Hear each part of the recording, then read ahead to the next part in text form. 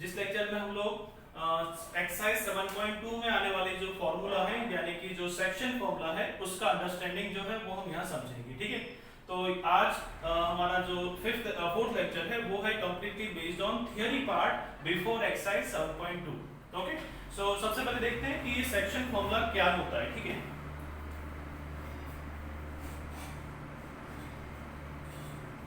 Section formula, section मतलब आप समझ सकते हैं कि सेक्शन यानी आप किसी चीज को कुछ पार्ट में डिवाइड कर रहे हैं, ऐसा कुछ हो रहा है, उसे हम क्या बोलते हैं, सेक्शन।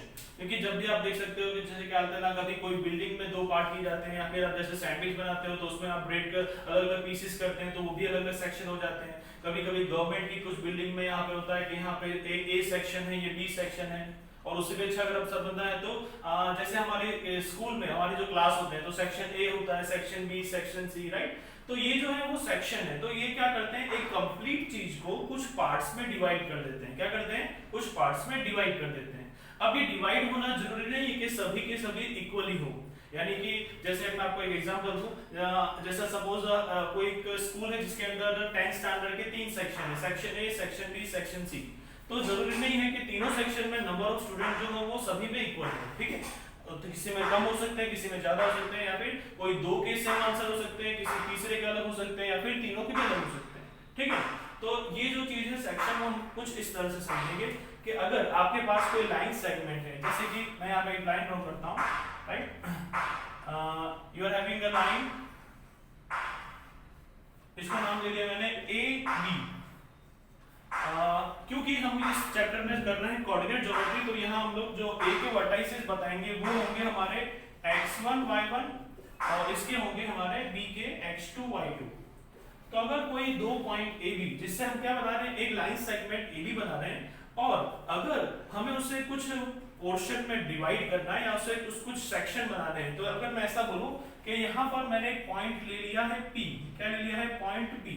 तो पॉइंट P क्या कर रहा है, पॉइंट P जिसके कोऑर्डिनेट है सपोज x y, तो ये जो पॉइंट P है वो लाइन सेगमेंट AB को दो अलग अलग पार्ट में डिवाइड करता है। पहला पार्ट हो जाता है यहां से लेके यहां तक का, ठीक है, जिसे हम क्या बोलेंगे AC, और दूसरा पार्ट है वो यहां से यहां तक का। ठीक है, तो यहां दो पार्ट बन जाते हैं, पहला पार्ट बन जाता है AP, दूसरा पार्ट बन जाता है PB।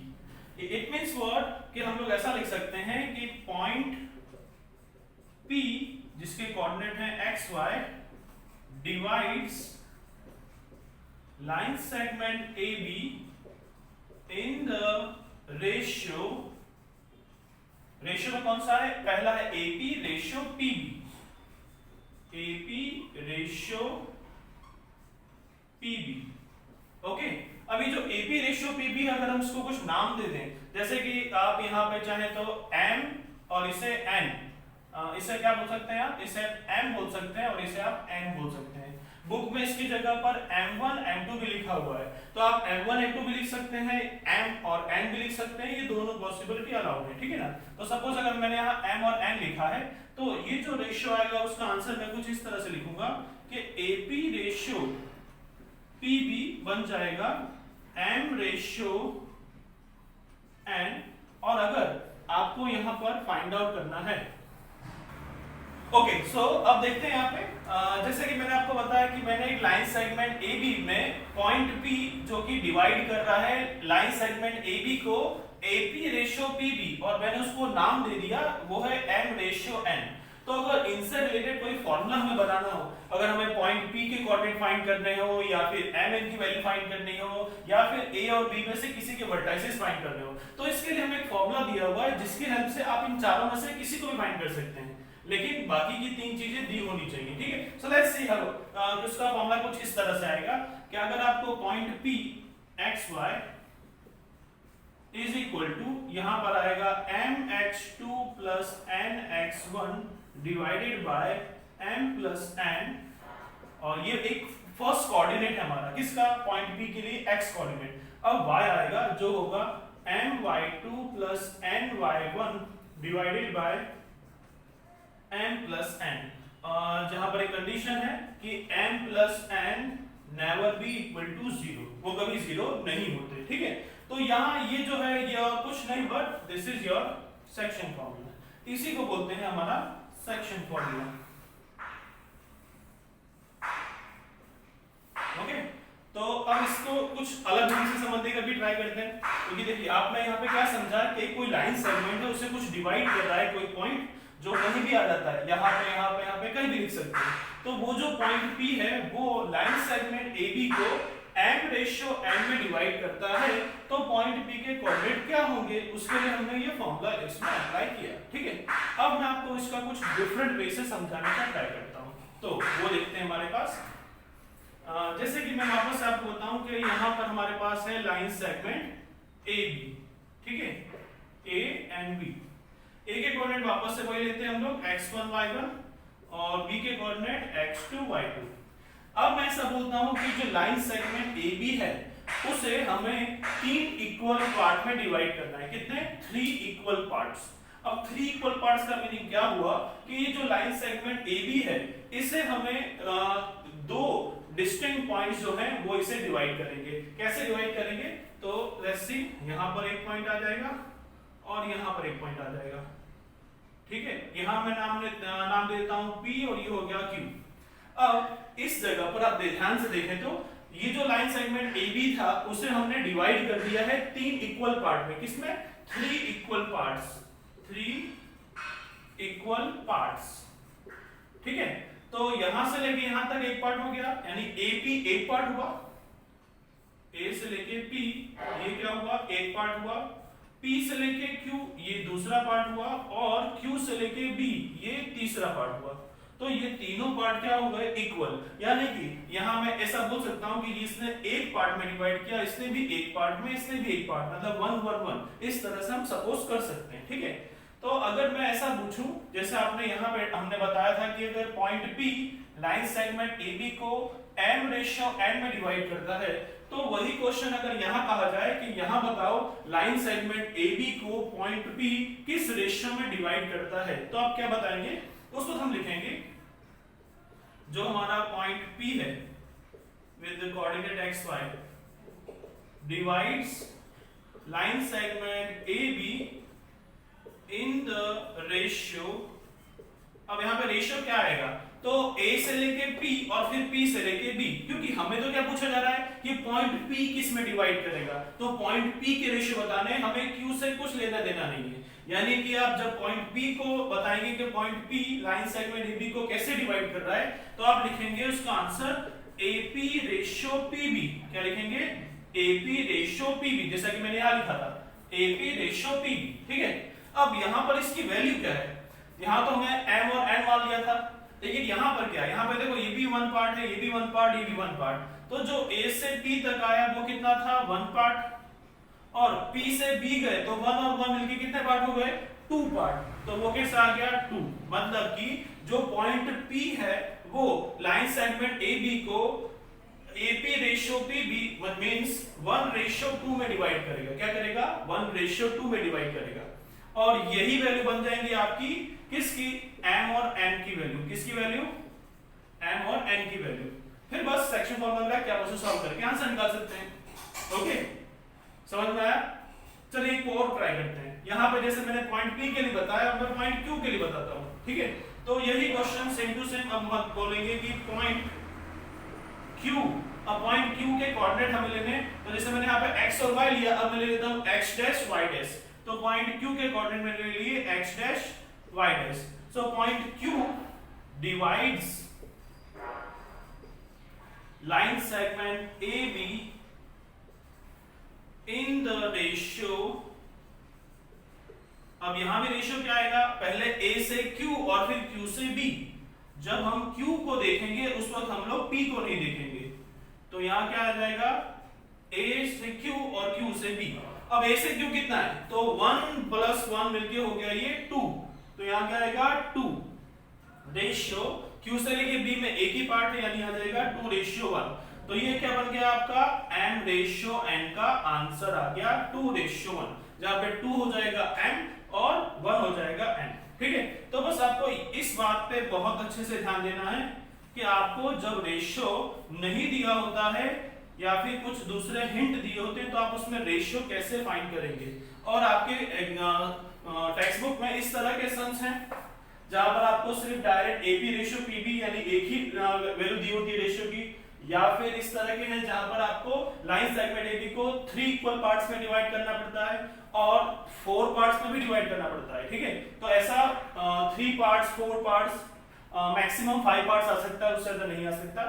ठीक है ना, तो हमारे सिलेबस में उतना ही है। ठीक है, तो हम लोग इसको जैसे हमने 3 पार्ट्स के लिए किया, सपोज अब थोड़ा शॉर्ट में समझा देता हूं कि अगर 3 की जगह 4 पार्ट्स होंगे तो क्या होगा।